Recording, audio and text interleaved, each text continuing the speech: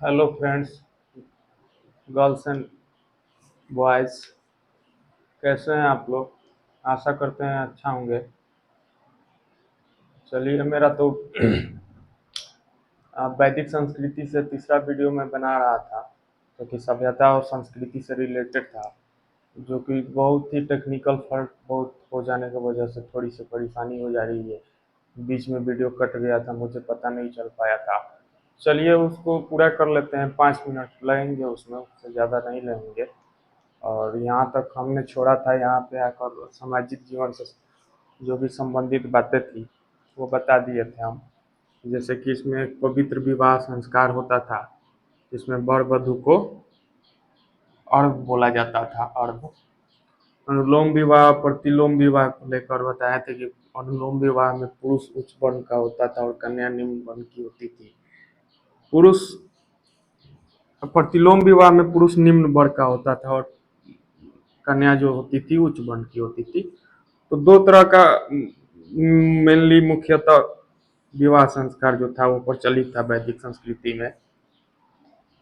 अब आ जाते हैं, देख लेते हैं थोड़ा स्त्रियों की दशा क्या थी।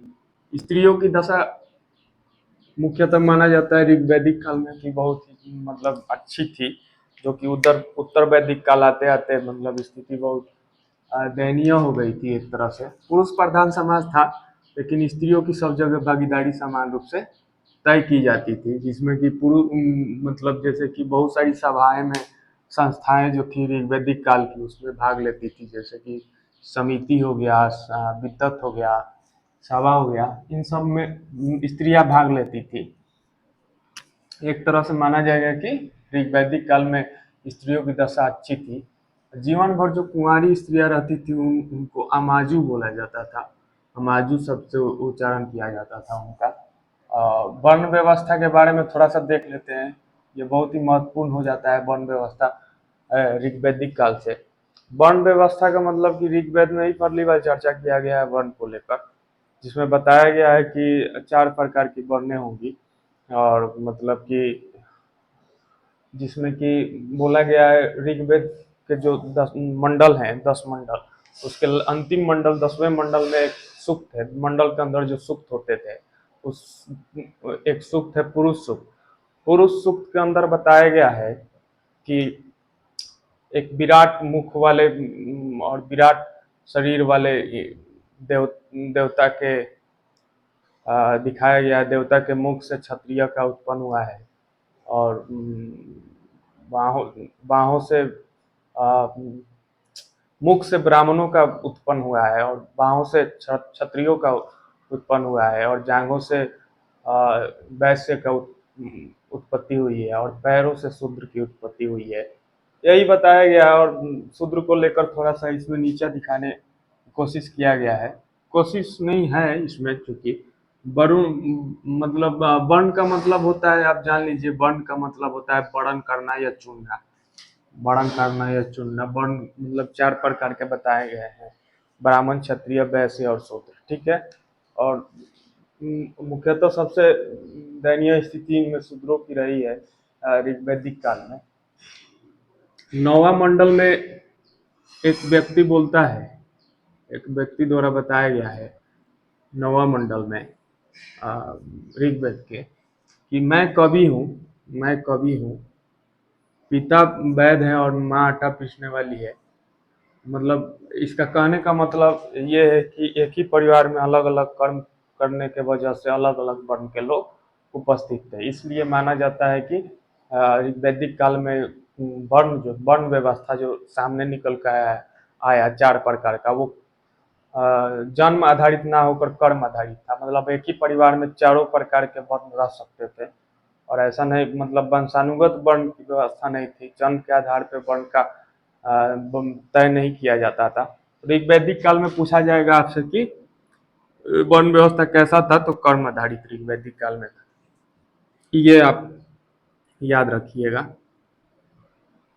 कर्म आधारित वर्ण व्यवस्था का उल्लेख मिलता है ऋग्वैदिक काल में। और खान पान में मुख्यतः मांसाहारी थे और शाकाहारी, दोनों तरह के खान पान करते थे वो आर्यंस, जो ऋग्वैदिक काल से संबंधित थे। वस्त्र में 3 प्रकार के बताए गए: नील, वास और अधिवास, ठीक है। धार्मिक जीवन के बारे में थोड़ा सा देख लेते हैं, चूंकि साहित्य में जो श्रुति साहित्य में या ऋग्वेद में जितने भी सूक्त या मंडल मिले हैं वो धर्म से रिलेटेड बहुत ही ज़्यादा फोकस किए गए हैं इसमें। तो धर्म के बारे में बताया जाता है कि देवताओं का पूजा होता था ऋग्वैदिक काल में, लेकिन देवताओं का मुखर रूप से मतलब मूर्ति का पूजा नहीं किया जाता था एक तरह से।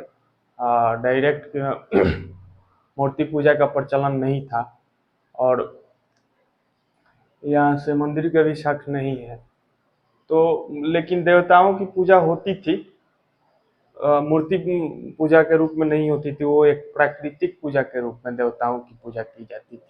और मान्यता जो था वो प्राकृतिक से ही जोड़कर भगवान को या ईश्वर को देखा जाता था, जो कि उनके जीवन यापन से संबंधित थे। तो उसमें मुख्य रूप से 3 तरह के देवताओं का उल्लेख किया गया है। 33 प्रकार के जो देवता थे वो ऋग्वैदिक काल से संबंधित या उल्लेख उनका मिलता है, जो कि 3 भागों में बटा हुआ था। एक था आकाश का देवता, और एक धरती के देवता, और एक जल के देवता। 3 तरह के देवता बताए गए हैं। 3 मतलब तरह का वर्गीकरण किया गया है देवताओं का, जिसमें कि मुख्य मुख्य जो देवता को लेकर क्वेश्चन पूछा जाता है ऋग्वैदिक काल से, आपको उनका हम वर्णन कर देते हैं। 33 प्रकार के धार्मिक जीवन में ऋग्वैदिक काल से देवताओं का उल्लेख मिलता है, जिसमें पहला है इंद्र। इंद्र सबसे महत्वपूर्ण देवता के रूप में पूजे जाते थे, जो कि ऋग्वैदिक काल से संबंधित थे। इनको पुरंदर भी बोला गया है ऋग्वेद में, और किला तोड़ने वाला भी बोला गया है। पुरंदर मतलब किला तोड़ने वाला ही होता है, और इनको युद्ध का नेता भी बोला गया है। नेतृत्व, युद्ध के नेता का मतलब युद्ध को नेतृत्व करने वाला भी बोला गया है इंद्र को। यही मुख्य देवता थे, सबसे मतलब ज़्यादा बड़ा उल्लेख इनका मिलता है ऋग्वेद में, और महत्वपूर्ण देवता के रूप में जाने जाते थे ऋग्वेद में। दूसरे नंबर पे महत्वपूर्ण देवता इनके थे अग्नि। दूसरे नंबर पे अग्नि, अग्नि को भी पूजा जाता था। इनको पूजा जाता था, देवताओं और मानवों के बीच में एक मध्यस्थता का काम करते थे, संपर्क बैठाने का जो काम होता था अग्नि देवता ही करते थे। देवताओं और मानवों के बीच मध्यस्थता का काम करते थे। तीसरा नंबर एक है वरुण, ये भी बहुत महत्वपूर्ण है, ये भी पूछा जाता है। जल या समुद्र का देवता के रूप में इनका पूजा होता था। जल या समुद्र के जो देवता होते हैं उनके रूप में इनका पूजा जाता था, और यह माना जाता था कि प्राकृतिक संतुलन का सबसे बड़ा देवता है, जो कि जल और समुद्र के देवता थे। चौथा नंबर में एक सोम देवता को भी पूजा जाता था। ये वनस्पतियों के देवता के रूप में पूजा जाता था, और सूरा से संबंधित इनको बताया जाता है। सोम देवता जो वनस्पति के देवता थे। एक अश्विन थे। अश्विन अश्विन आर्यों का चिकित्सक के रूप में पूजा जाता था। चिकित्सक, अश्विन याद रखिएगा, चिकित्सक। चिकित्सक के रूप में इनको पूजा जाता था। एक मारुत थे।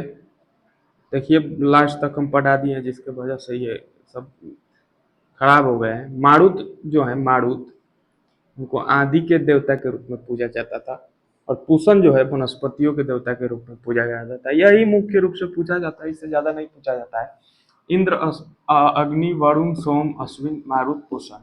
इंद्र जो है पुरंदर किला तोड़ने वाला युद्ध के नेता, नेतृत्व करता। अग्नि जो है देवताओं और मानवों के बीच मध्यस्थता करने वाले देवता। वरुण जो है समुद्र और जल के देवता। सोम जो है वनस्पतियों के और सोमरस का देवता। अश्विन जो है आर्यों का चिकित्सक के रूप में पूजा जाते थे। मारुत आदि के देवता, और पूषण वनस्पतियों के देवता। यही मुख्य रूप से याद रखिएगा आप लोग। एक चीज और बता देते हैं कि इनका जो मतलब आर्थिक जीवन था, आर्थिक जीवन आर्थिक जीवन जो था मुख्य रूप से उद्योग उद्योग पे,